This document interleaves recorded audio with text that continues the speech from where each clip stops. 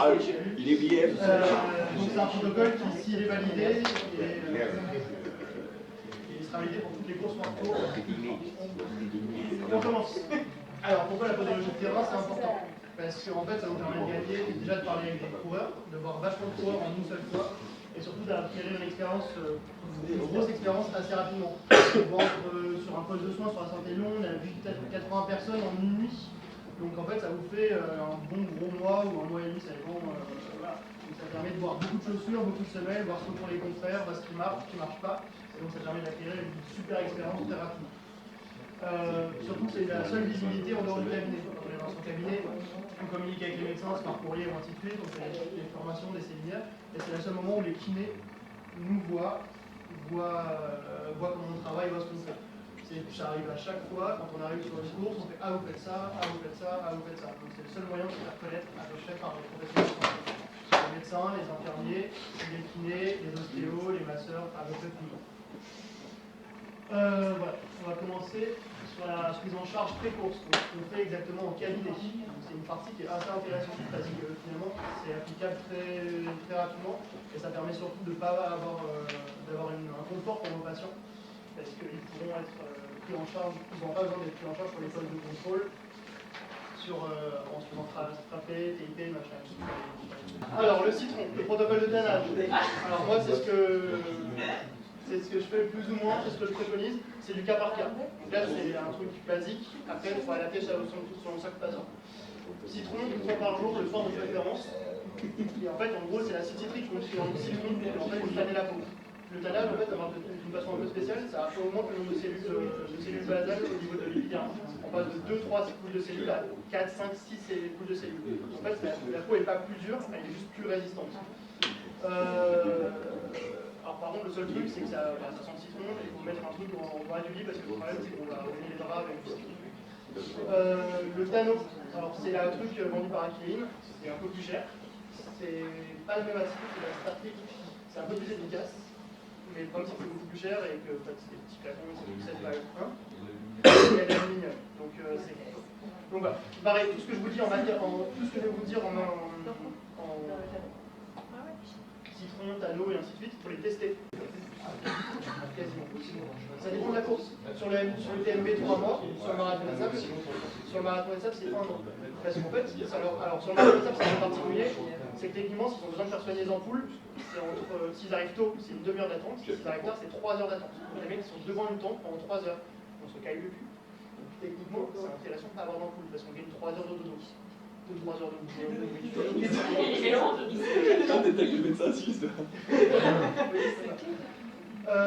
voilà. Après, il y a d'autres protocoles, il y a d'autres méthodes de tannage, et pareil, ça je le vais tester sur l'avant-bras pour voir s'il n'y a pas de réaction allergique. Alors, le henné, ça marche super bien sur les personnes à peau plutôt sombre, sur les Marocains par exemple, sur les mecs qui font le marathon des sables et qui font des super bonnes paires, ils utilisent que du henné. Henné, citron, on les mélange et après ils se mettent les pieds dans la bassine et ça marche super bien. L'acide borique, c'est un régulateur de transpiration. En fait, on peut le cumuler sur le citron. Pareil, c'est après le test et après vérification. S'il n'y a pas besoin, on ne fait pas. Les huiles essentielles. Alors, moi, j'y connais pas grand chose parce que pour l'instant, je suis en train de voir ce que ça donne. Donc, je les teste en ce moment. Je ne peux pas vous dire. Benjoin, c'est top. Le tissuie, par exemple. On n'en trouve plus en pharmacie parce que c'est considéré comme cancérigène. Ah ouais. Comme la... Non, c'est la chimique. C'est pour ça que je l'ai barré. Ça coûte pas assez cher. Voilà. Alors les huiles essentielles, à tester. Si vous avez des spécialisations en huiles essentielles ou si vous vous connaissez, vous pouvez tester. Moi clairement, la teinture d'argent, je suis en train de la tester sur 5 patients. Je vais voir ce que ça donne. Je ne peux pas vous dire aujourd'hui ce que ça donne. Et acide picrique, c'est jaune. Donc si vous voyez un coup de jaune, normalement vous ne mettez pas. Alors, là on a parlé du tannage, donc là c'est le tannage pur. Après, on parle de l'assouplissement, parce qu'il faut à la fois que ce soit tanné et à la fois que ce soit souple. Donc moi, ce que je pense, c'est 1 mois avant la course, c'est en fait on knock le matin, on knock bien comme il faut avant d'aller au travail, et on tanne le soir. C'est pas très agréable, après si vous leur dites voilà vous allez pendant 1 mois, c'est pas très agréable, par contre, après votre course, vous allez passer sans souci. Alors, la vaseline, il y en a quand même pas mal sur course. Alors, la vaseline, c'est pas top pour les pieds. Pourquoi? Parce qu'en fait, c'est un coefficient de friction supérieur à la noc. La noc, c'est du beurre de karité, la vaseline, c'est de la vaseline. Donc, techniquement, c'est bon pour les irritations, les plis fessiers, donc on en met pas mal sur pas mal de pathologies. Voilà, les chaussettes. Alors, les chaussettes, moi je les fais pré-loquer. Il y a des languettes. Des petites languettes. Il y en a qui aiment, il y en a qui n'aiment pas. Moi j'ai mis cette photo-là, mais il y a pas mal de types de chaussettes différents. Il y a des hautes, des courtes, ça dépend ce que vous avez. Alors, moi ce que je leur préconise, c'est un pré-locage des chaussettes. Ça veut dire qu'en fait, la veille de la course, ils vont faire une sortie de 5 à 10 minutes. Plein de vélos. Ça dépend de la course. On prendra la note. Sur les autres, sur les courses non sableuses, on peut mettre de la note. On préloque les chaussettes. Course de 5 minutes, blindé de notes. Et après, ils prennent les chaussettes, ils les posent, ils ne les font pas sécher. Ils vont sécher à l'air libre, pas devant un radiateur. Et voilà.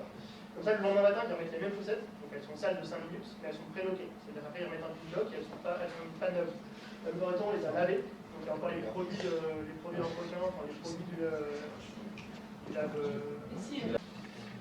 Alors voilà, on va parler du terrain maintenant. Alors, on fait pas mal de courses chez Podoxylène, et c'est cool parce qu'on a des courses dans le sable, des courses de moyenne montagne, on a des courses qui sont vraiment dans la biologie, on a des courses qui sont vraiment dans de la flotte. Là, c'est clairement de la flotte. Là, c'est clairement très tôt. Alors, terrain, il y a haute montagne, montagne normale, neige, sable, eau de mer, route et crosse. C'est 8 terrains différents, à peu près. Il y en a beaucoup plus, mais on peut les dispatcher dans ces trucs-là. Alors, la haute montagne, en fait, le problème, c'est souvent le dénivelé, le mal des montagnes, le froid et la déshydratation. Et les problèmes musculaires, ligamentaires et cutanés, pas trop, parce que la plupart du temps, quand on va sur la haute montagne, c'est des mecs qui sont quand même entraînés, donc il n'y a pas trop de problèmes.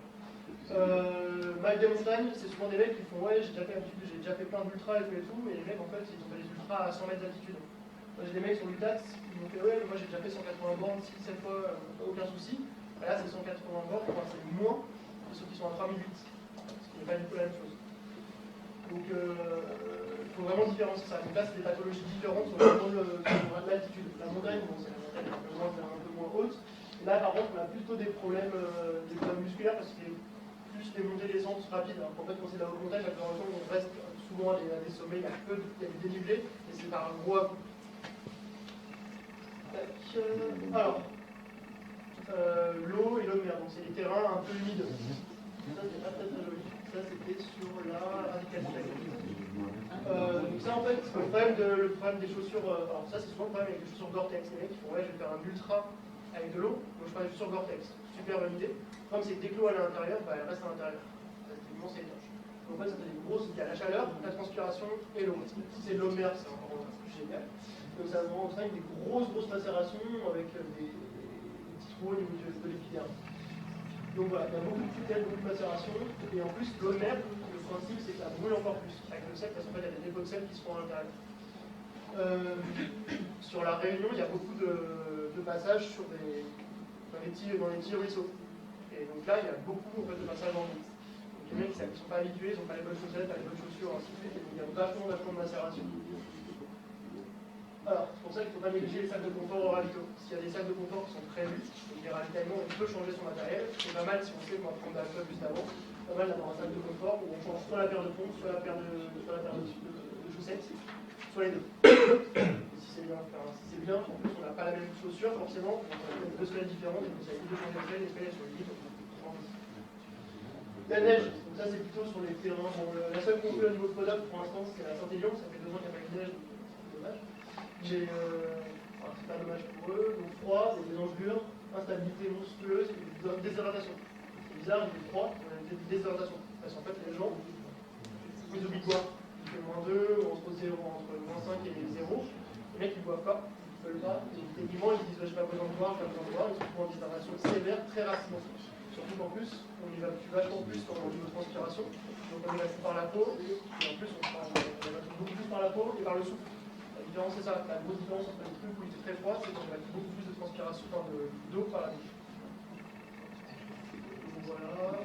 Présence de chaînes, comme je disais tout à l'heure, les chaînes, il faut les tester. Il faut les tester par rapport à la chaussure. Moi, j'ai des mecs qui se retrouvent avec des chaînes qui ne rentrent pas dans leurs chaussures. C'est pratique. Donc, des mecs qui se tapent du 600 grammes à chuter en plus, des chaînes qui ne sont même pas adaptables sur leur peau. Et le sable, donc le sable, là, c'est la folie. Hyperthermie, il y a des hypothermies aussi, parce que le soir, il fait super froid. C'est des courses par étapes. Hyperthermie, donc ça on en reparlera tout à l'heure, c'est un gros souci. Et la taille des chaussures. Sur Sur les courses sableuses, interdiction formelle de mettre de la noc.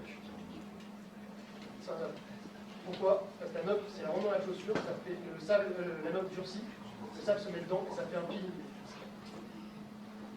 Sur le premier marathon que j'ai fait, la première étape, donc 22 bornes, un truc comme ça, l'étape est arrivée, dès qu'elle a abandonné, ça coûte 3800 € l'inscription. Elle arrête au bout de 20 bornes, je lui ai coupé la chaussure, je lui ai coupé la chaussette, je ne l'ai pas rentré pour ma 200 balles, je lui ai tiré la peau du gros orteil, il y a tout le pied qui est parti. Comme ça. Donc là, c'était antibio, retour sanitaire, et ainsi de suite. Donc clairement, pas de sable, pas de noc. Clairement. Et pas de crème ou tout comme ça. C'est pour ça que nous avons appelé ça, c'est une préparation d'un, parce qu'il n'y a pas de crème qui permette de pas avoir d'ampoule sur le terrain.